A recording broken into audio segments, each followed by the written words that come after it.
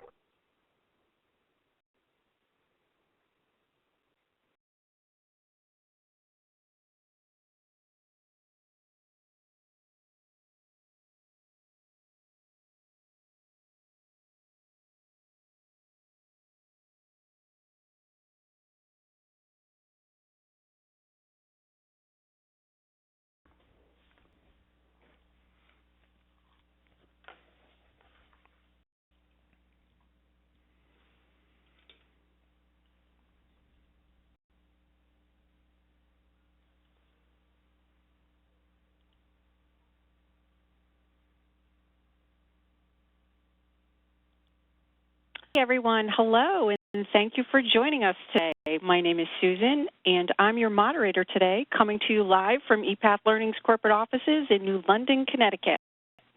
Hope you're all ready for a great webinar today. Before we begin, let me just go over a few housekeeping items. If you haven't done so already, please set your phones or your headsets to mute. If any time during our session you have questions, please feel free to type those into the chat box, and we'll get those questions answered during the Q&A session at the end of our webinar today. And lastly, please complete our survey at the end of this session. It's only 3 questions, so it should be relatively quick and painless. Now, without further ado, I'll hand over to the reins to our very own Mr. Chuck Hellings, ePath Learning's Executive Vice President of Business Development. Chuck, the floor is yours.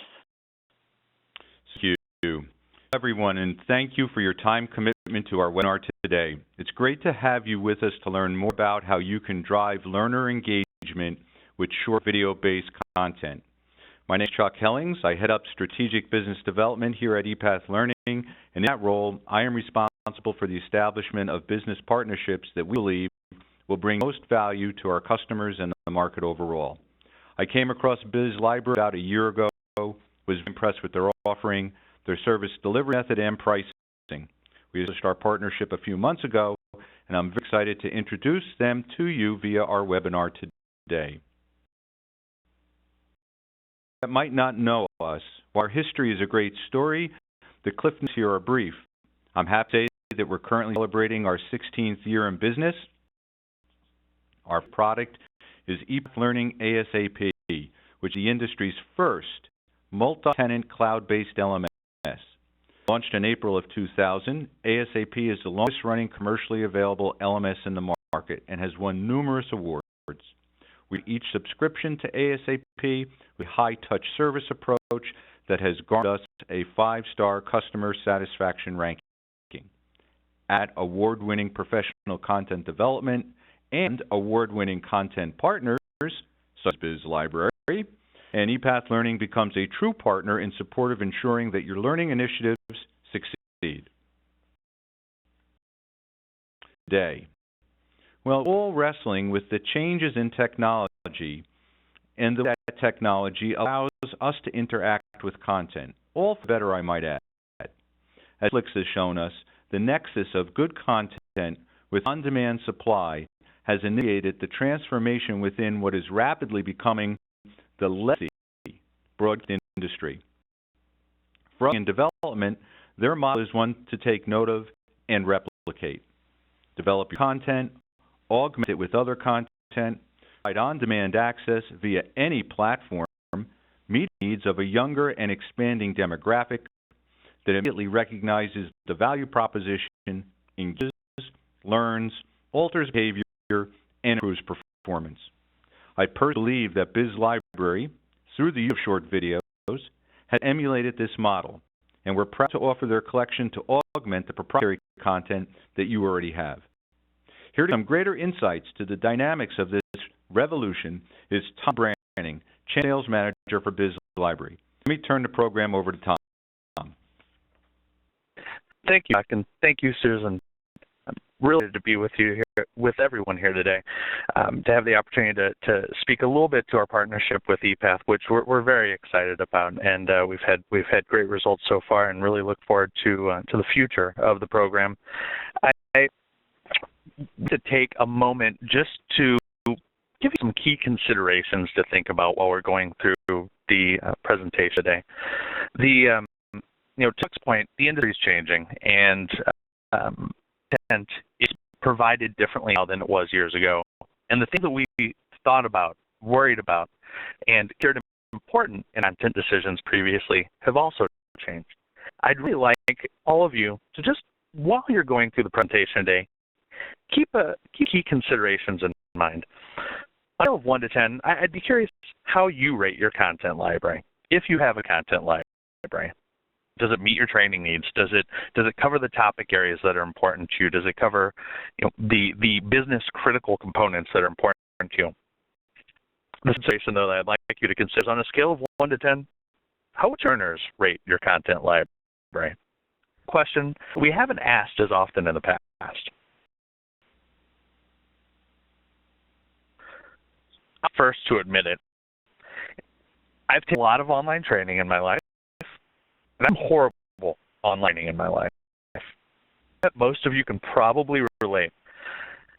I remember specifically sitting through 100 to 150 page click-through courses where you have to click on each image for the text to appear. It seems like there's a lag. It takes 5 seconds between each click. And I know the information that I need is buried somewhere inside the design, but it seems so far away, and my frustration would grow with each mouse click. Today, I'm going to share with you how access to a library of world-class content can help get more from your training investment. The times have changed. I know that sounds pretty cliche, but we really need to figure out what world-class content is to today's learner, because it's so different than it was even 10 years ago. So we'll discuss why traditional models don't work and how the next wave of content providers, including BizLibrary, are responding.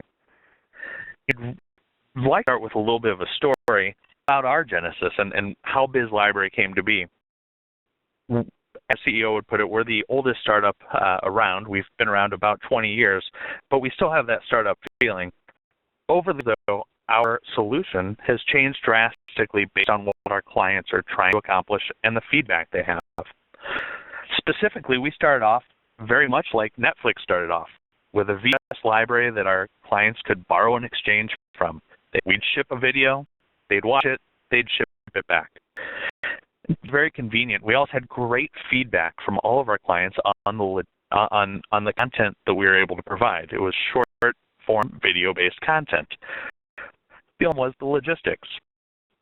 We had feedback on the logistics. Nobody wants to wait for a VHS cassette to be shipped. And nowadays, the things we don't remember worrying about back then, where is this VHS cassette? Did somebody leave it on their desk?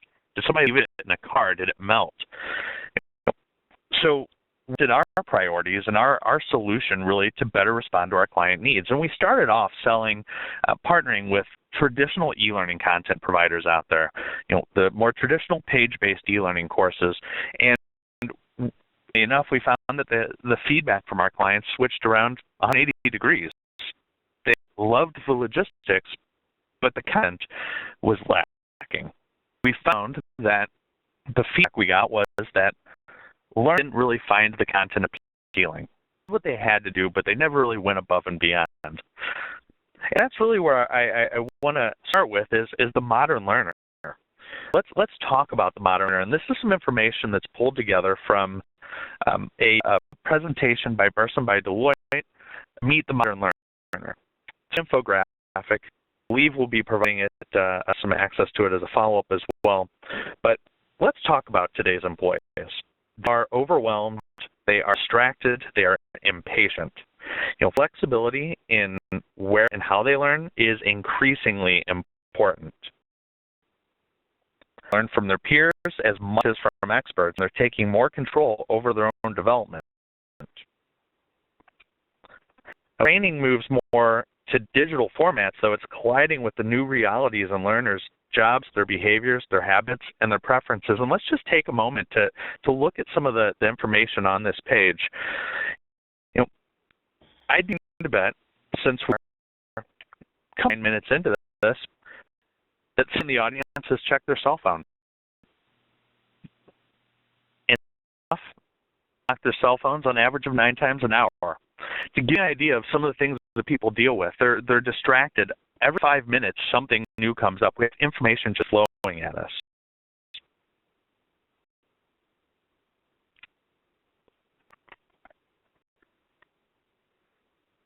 So, a little bit more about the modern learner and their environment. So, learners anywhere. They used to always be in offices, but today's employees, they find themselves working from several locations and structuring their work in non-traditional ways to accommodate their lifestyles. Companies are finding it increasingly more difficult to reach people consistently and even harder to develop them efficiently. Here, 50% of full-time employees do most of the work somewhere other than their office. 20% workforce is temporary, and the on-demand economy is creating a lot more of that. Of on-demand are accessing information, learning differently than they did just a few years ago. So we're looking for answers outside traditional training and development channels. A lot of people will use Google or other search engines, have access to online courses, but increasingly people are turning to smartphones to find just-in-time answers to unexpected issues.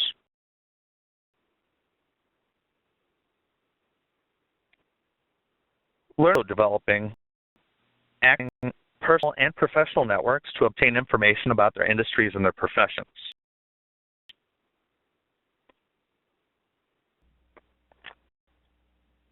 Business and organizations means everyone needs to constantly be learning.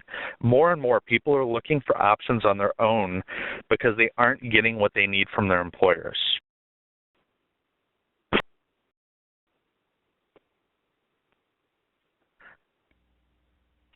I'll leave the last word out, but if you remember the political heydays in the 90s, it was about the economy, stupid. Well, it's so much about the economy anymore. It's about learner, at least in range. Academic researchers have studied adult learning methods, both classroom and e-learning, over the past 70 years. However, the typical trainer today still doesn't really adjust the organization's training program according to a lot of the data that's been found. As a result, workplace learning activities are suffering from what we call the terrible twos. This is some information compiled by Dan Cooper in a book called The Terrible Twos in Training. I highly recommend it. But what he found through his research was learners can only absorb so much information. The reality of adult learning is that if you overload human memory, people won't retain any of it. Learning is too disconnected. Training itself exists on a department island. There's little connection between the overall organizational initiatives and the courses offered. Learners have limited attention spans. Generally in the 10-minute range is what a lot of science is saying, and this is due to the inherent ability to concentrate as a steady stream of interruptions and information comes. Training is too infrequent. Organizations are learning usually offered as a single event without refresher learning processes, without ongoing development. Little to no learning taking place over time. A lot of it occurs too early. Most way training is anticipation learning. The long delay, after the long delay, the user loses it. It's less effective. The employee doesn't have the ability to recall the information. It's also too boring. We're all professional TV watchers. We've been conditioned to expect visually stimulating content. We have little tolerance for PowerPoint presentations and click and read learning. Too inconvenient. Requires employees to leave their workplaces, abandon work for an extended period if you have to go off-site to go to a training program. Lastly, too dysfunctional. Training you to simply a completion event to establish more defense against lawsuits. And too expensive because of all these different moving parts, sending people here, having them out of the office, paying for travel, paying for per diems. So no one talks to learners, though, or time to find out about what they need to improve their performance. And what's going on isn't really training. It's a lot of times more of a one-way information dump. Employees aren't given time to actually practice and master the new skills, and process. And during the learning curve, they just like the programs.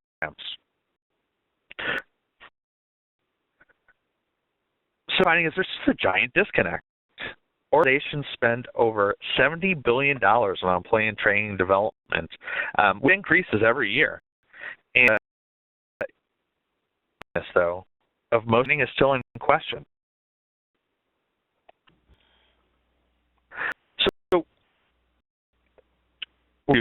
what sort of content and what we're hearing and learning from the learners as a result of what we know about the modern learner? First of all, our library is built off of short video, and why short video? Why does it work for this? So, go to maybe some of you guys can relate to this. More and more are reaching for our cell phones. More and more we're reaching for our computers to search for things. I've had issues recently, a furnace that didn't work right, a car that didn't work right. I have a scenario where once I needed to tie a bow tie. Once I needed to tie a bow tie. I've never had to tie a bow tie, nor had I ever until that time. Where to go for information on these? Well, I went to YouTube, to the internet. I used my cell phone. I used my laptop. I found short videos showing what it was that I was trying to do. And it's amazing nowadays how much information like that is out there, but it's accessible and it's familiar. It's readily available on any device, whether I'm on my cell phone, but people are doing that nowadays.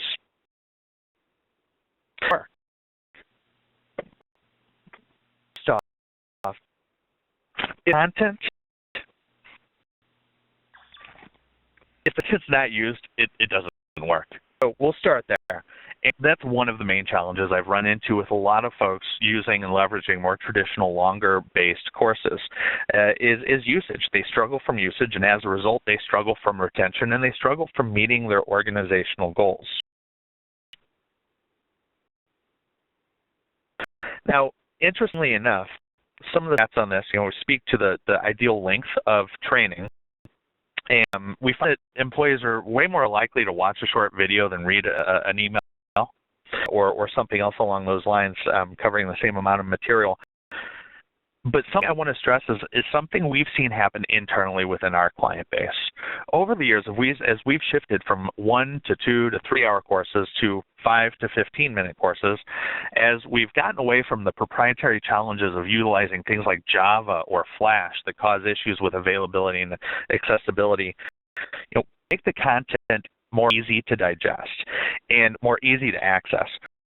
We track a lot of data points within our organization, but one that stuck out to me is that since we have switched over to a short form video over the last 5 years, we've seen our average user who used to launch on average of 4 courses per year, of 4 courses per month. We've seen a 1,600% increase in usage among active learners, and that's just amazing. I've seen this firsthand. While I've onboarded people, I've been onboarded and sat through a 2.5 hour course and seen the initiative to go take more training not occur. But nowadays, learners are just way more likely to invest 10 minutes of their time.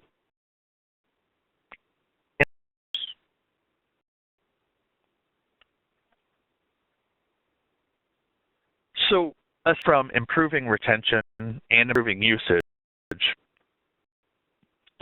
also can help improve business results. Some studies from Aberdeen in 2013 showed some results that leveraging video in their training program saw. They're more likely to achieve organizational goals, more likely to fill key positions internally. They had higher employee engagement scores. But companies leveraging short-form video got better results.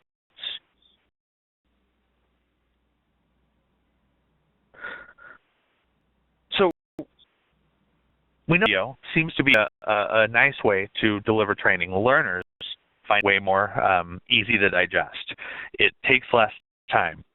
It can be very quickly created and put out. A lot of organizations are starting to make their own videos. But why off-the-shelf library? What's value in a library like what BizLibrary brings to the table in our partnership with ePath? And really, when you look at it, everybody has some very specific organizational needs that they need to meet. Things they won't find in the marketplace. Policy, product information, tree information.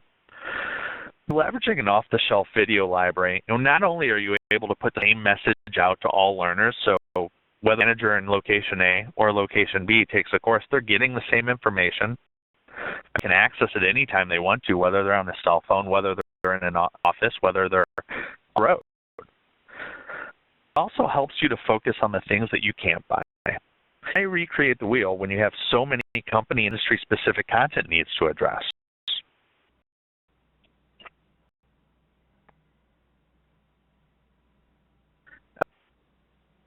We really aggregate and curate content for our clients and for our partners. We pull together the best in breed, the best video producers that are available, put them all in one place. But now that it's always updating, it's an evergreen type of library. I mean, over the course of the last several months, we've added several new partners and several new vendors. But what I've really seen working great with an off-the-shelf library, and some other statistics here that just blew me away. That, with user base, in the year of 2015, Learn on our platform self-selected 38% of their total content usage. Then first targeted assignments that were made by administrators. Take a let that sink in. Almost half of all learning was user-generated. Access to a library where users can seek out and find what they need, give them the ability to self-develop and self-guide. Making content available, accessible, and digestible to build a culture that seeks out and is learning. How do we use off-the-shelf library? What are some of the different ways that that our clients and ePath's clients can leverage a library like ours? Standalone learning object. When there are training interventions that are needed, you readily have access to a course that you can use to address the need. Learner finds that, their manager finds that, human just finds that. Also, though, something a little bit unique is video-based training works great in group sessions. Blend with instructor-led training. You can use it in a group session, show it to a team, or better, use pre-work or post-work. If used as pre-work, you can leverage the meeting that you're going to have to deliver content to work more on the coaching, the implementation, and understanding of the concepts that you're trying to learn. Now, a lot of clients might develop formal learning plans. They might develop career path plans. Some great examples are from managers. We have a lot of clients who look to try to improve management skills. That being said, they realize that folks stepping into management roles also will need some help. So they develop learning paths, developmental paths for high potentials. Really, at the end of the day, having access to a library like this helps you meet needs faster, and it really increases your ability to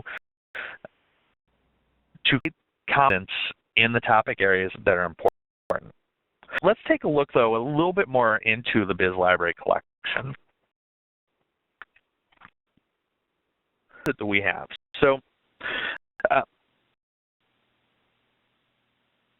of the important things we feel, and I've addressed them, and Chuck has as well, is that the content should be available. It's available, and it should be digestible. So, all of our content is immediately available. It's on demand. It's mobile friendly. It's available anywhere. It's available anytime. What we do, though, is we bring together these hundreds of industry experts to really help meet many needs in one place. We provide up to 80% of what an organization might need as far as general topics. Deploy on those general topics, the faster you will see results. Why wait to solve that problem? Just pick the titles and go. Clients really choose courses from our library that best meet their needs from a myriad of vendors.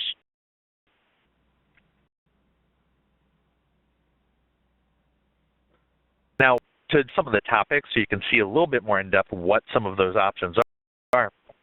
We provide a library that includes business skills,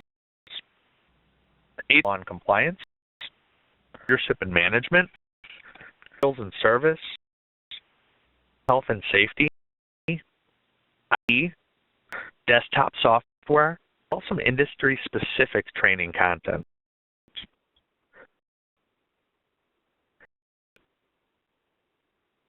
point of trying to cover 80%, what we do is cover the business critical topics that across multiple industries. And let's take a look at that, how this fits different industries, because I believe we have folks from a wide range of different industries attending today.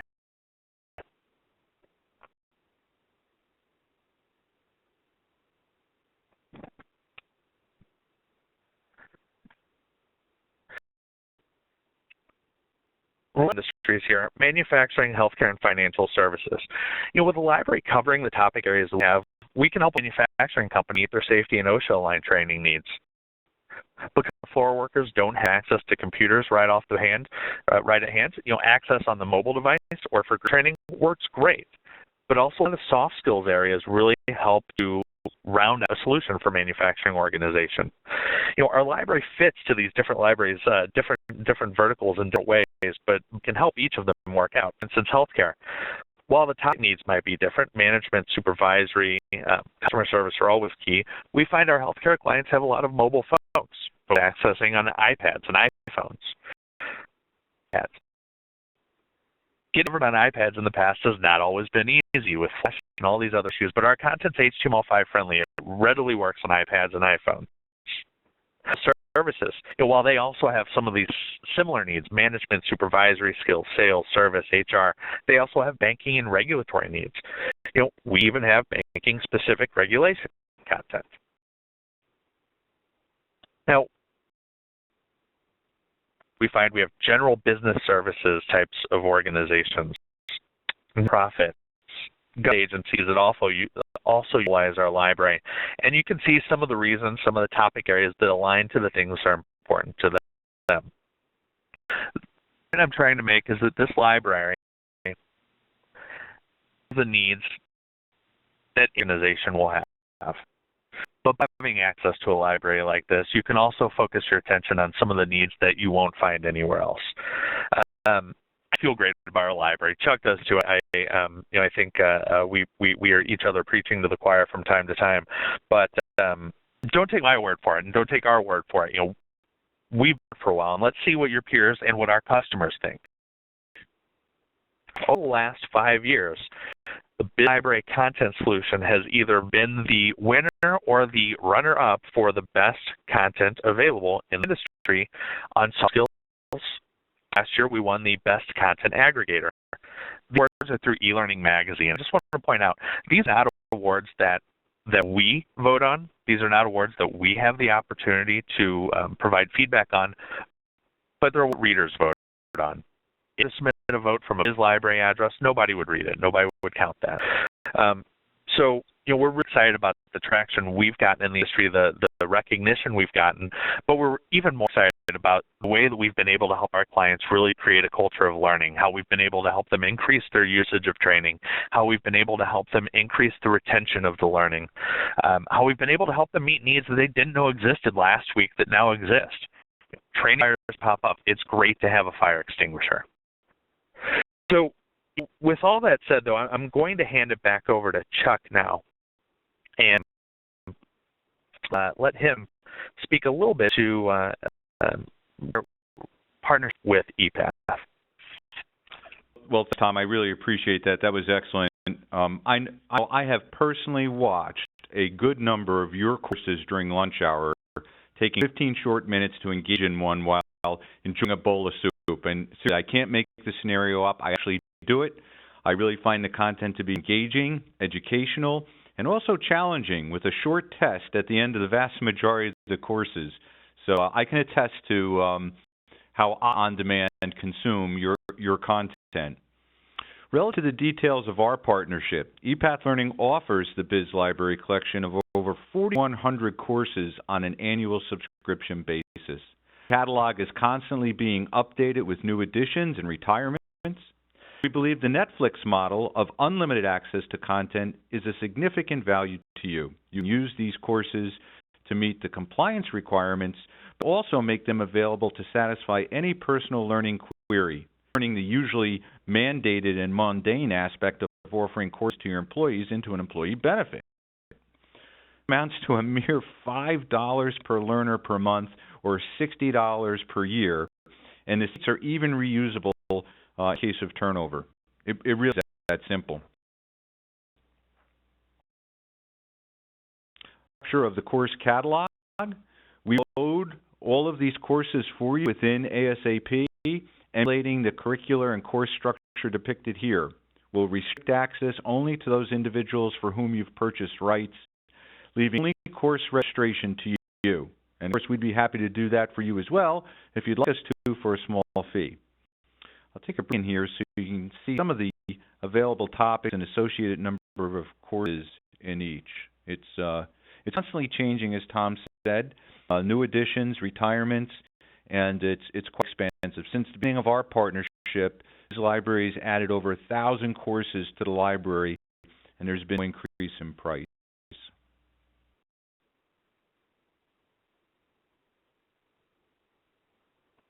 Chuck, if it's okay, actually, I'd like to take a moment to speak to that. We are, to that point, all looking to grow and add to our library and make sure that we're able to meet the needs. And just to give some specifics around that, last year there were a few areas that we were really focused on. We had a partner that we were working with to provide desktop computer skills training, but it wasn't getting the ratings and feedback that we like. And our library and the ratings are one of the things that, the ratings and the usage are very important to us. If a course has low ratings or if it's not meeting the needs of our client, we want to find something better.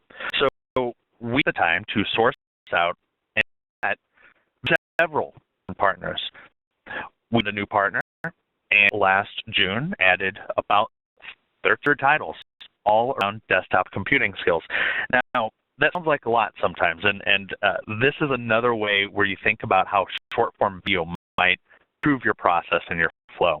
I have gone through more traditional-based e-learning programs in the past, a basic Excel series. Series of 6 to 8 courses, I'm going to remember exactly, but most of those courses were about an hour and a half to 2 hours in length. So needless to say, after about 12 to 16 hours of Excel training, I felt like I should have probably been past basic Excel. But as I was looking for something very specific, I didn't go there to learn everything about Excel. I went there because I needed to do something specific. Those desktop skills courses, 3 to 5 minutes long that we've added, they're task-based. This last Christmas Eve, I probably shouldn't have been working as I was on Christmas Eve. I was at home and off, but in the office and I need to do something in Excel, I spend 5 to 10 minutes tracking down the person that I know that knows how to do VLOOKUP. I don't know if you guys out there know how to do VLOOKUP very effectively. It's a great skill to have. It took me 5 to 10 minutes to find them. They had something else going on. I'd spend another half hour trying to figure something out, trying to set up some time to get their help. A 5-minute video that showed me how to do VLOOKUP. I can do VLOOKUP. I can't believe I never took this video in the past. And I was really excited that this new addition to our library. But just some ideas around the way we grow and build our library. We also have added in IT certification training. Over the past month, we've added in about 50 IT certification training paths. We've also added in project management certified courseware. We're looking to make sure we have a nice solution in place. And I mentioned how we aggregate from these 35 or so different vendors. And to Chuck's point, it is definitely a Netflix model. Also our producer, so we are always adding content to try to make sure that we have a rounded out solution. Thanks, Tom. At that point, despite multiple vendors providing content, the look and feel of the courses, because of the video format, are very consistent. Here's an example of 4 courses, and as you can see, the course presentation is very crisp, simple, and clean. And again, they play on any device, including iPads and iPhones. So, writing about that is that you can literally use them for instruction, but more importantly, they also become an EPSS piece of content to provide electronic performance support for the employee on the job as well. Well, that's what we had to say. I would now like to open the call up for any questions and or comments. Please submit your questions via the chat function as noted above, and Susan will share them with us. Chuck. Thanks, Tom. This was definitely a great webinar. We do have some questions in the chat box. The first question, actually, it's a two-part question from Amy. And Amy's wondering, can videos be made available in the Resources tab on a course homepage in ASAP? And the second part to that question, is what formats are compatible, and is there any technology concerns with that approach? So, because yes, you could have any of these courses be supporting reference material within ASAP in the Research and Reference tab on the left-hand side. Resources tab? Yeah. Yes. Yes, you can. And from a format perspective, and Tom, hold me honest, there's no issue with formatting simply because it'll be any browser because it's HTML5 based. So any operating system, any browser, any platform. Is that true? I will say any modern browser platform. Some legacy systems don't support HTML5. In the instance, somebody has to be using, E8, which by all means I would suggest you get the heck away from. We have some fallback options, but you are correct. Anything recent, new Internet Explorers, Chrome, Firefox, mobile browsers all support HTML5.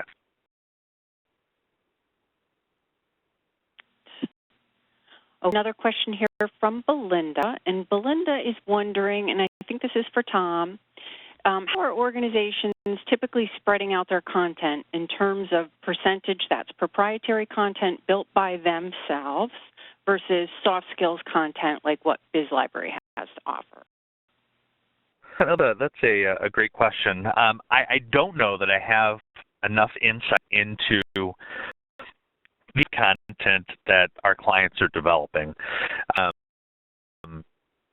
Close watch on our content and how it's used and how it's consumed. But I will say I think that they have time to do it.